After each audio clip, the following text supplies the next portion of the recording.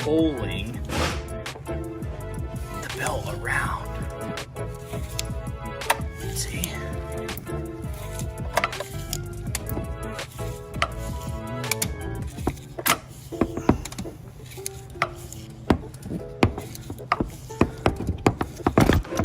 Basically doing what the GM Special tool does.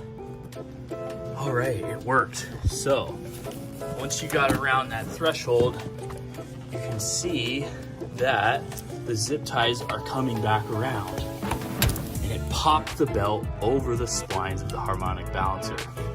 That's pretty sweet.